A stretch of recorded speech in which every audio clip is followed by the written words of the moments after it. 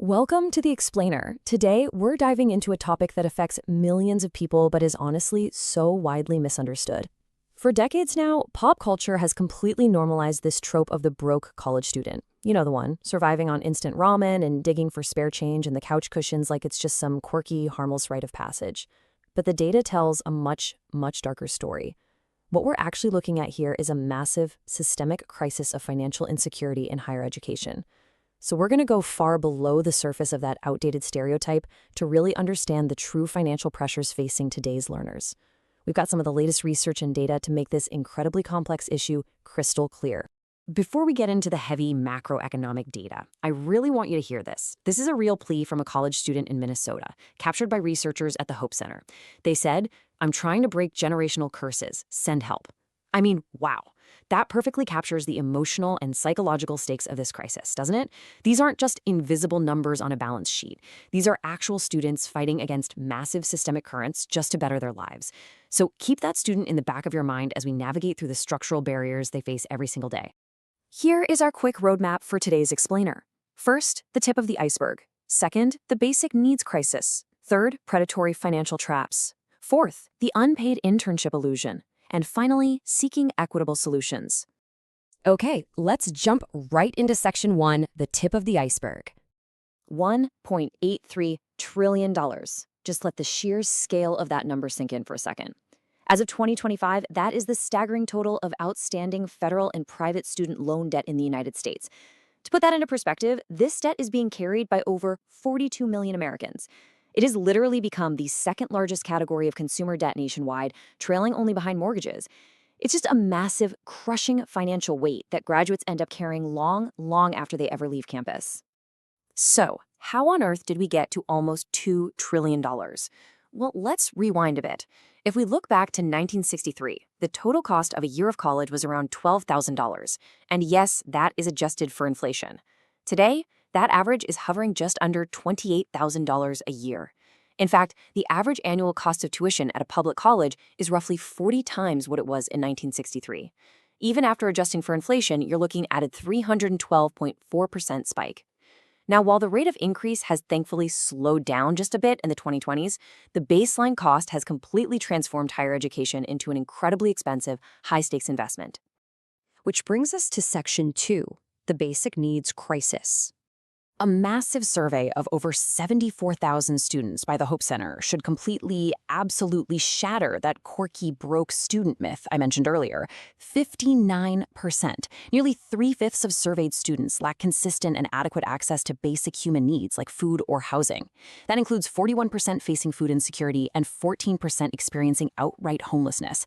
This isn't a stereotype anymore. This is a systemic failure, where the clear majority of students are literally struggling to survive while they're trying to learn. And look, this crisis definitely doesn't hit everyone equally. The data shows it heavily impacts folks from structurally marginalized backgrounds. For Black and Indigenous students, that 59% insecurity rate skyrockets to nearly 75%.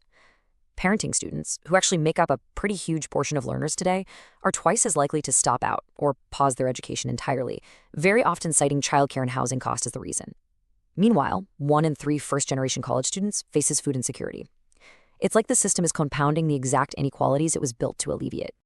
So, what does this all mean for the students? Well, it's pretty straightforward. When you're starving, you can't exactly study. Research shows that 68% of food-insecure students skip meals entirely just because of the cost, and nearly a third are skipping out on necessary medical care. And the academic result of all that physical stress? Food-insecure students miss way more classes. They suffer from chronic headaches, they average a 23% lower GPA, and they're almost twice as likely to drop out by their sophomore year. All right, let's move on to Section 3, predatory financial traps. Now, this is where things get really frustrating. Research from the Center for Responsible Lending sheds light on a seriously troubling practice happening right now. A lot of colleges are actually entering into exclusive marketing agreements with commercial banks, giving these banks direct access to market checking accounts to their students. Often the student's debit card is even combined with their campus ID. But while these are touted as free or super student-friendly, researchers found that these sponsored accounts frequently come loaded with high-cost, abusive overdraft fees. It basically allows banks to generate massive revenue off a captive and financially vulnerable audience. And the real-world impact is severe. because young adults are, understandably, highly prone to overdrawing their accounts, especially on those tiny everyday debit card transactions. These fees stack up incredibly fast. The heaviest overdrafters are getting hit with around $700 in fees per year. And remember, a lot of the money sitting in these accounts is federal financial aid that was meant for rent and groceries. So these completely preventable overdraft fees are literally draining vital financial aid directly out of students' pockets and straight into bank profits. To really put the absurdity of these traps into perspective, let's just look at actual educational expenses for a second. According to the College Board, average course materials across public and private four-year schools run about $330 a year. That means an administrative trap, like a bank overdraft policy, can actually siphon off more than double the amount of money a student spends on their actual textbooks. It's wild. Okay, let's talk about another modern trap you've probably seen everywhere: buy now, pay later, or BNPL. It's seamlessly integrated into almost every digital checkout nowadays, and while it seems like a super convenient way to budget, studies show that its frictionless nature significantly reduces our psychological barrier to spending. Students, whose mental energy is usually already depleted, are using these apps for durable goods. Actually, scratch that, they're very often using them to finance totally transient things, like late-night food delivery. It completely normalizes unproductive debt and encourages impulsive buying, which just piles on more short-term repayment stress right on top of their massive tuition burdens. Moving right along to Section 4, the unpaid internship illusion. For years, we've all heard the exact same advice, right? Work for free, it's the mandatory price of getting your foot in the door. Well, the data completely debunks this myth. According to the National Association of Colleges and Employers, 63.1% of students with paid internships end up receiving job offers. But for unpaid interns, only 37% get offers.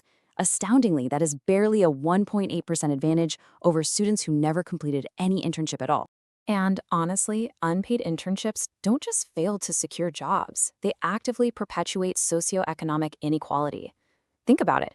They effectively exclude low-income students who simply cannot afford to work for free. Those who do try are forced into these grueling double-duty schedules, working a second paid job just to survive, which leaves absolutely no time to actually network. Plus, because unpaid interns aren't classified as legal employees under the Fair Labor Standards Act, they lack basic legal protections against workplace harassment. Oh, and ultimately, the data shows they actually end up with lower starting salaries than their paid peers anyway. Finally, let's wrap things up with Section 5, seeking equitable solutions.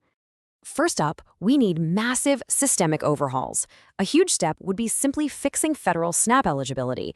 Currently, outdated rules exclude most college students by default. The GAO actually found that 59% of eligible food-insecure students didn't get benefits just because of overly complex exemptions. Second, colleges themselves need to step up.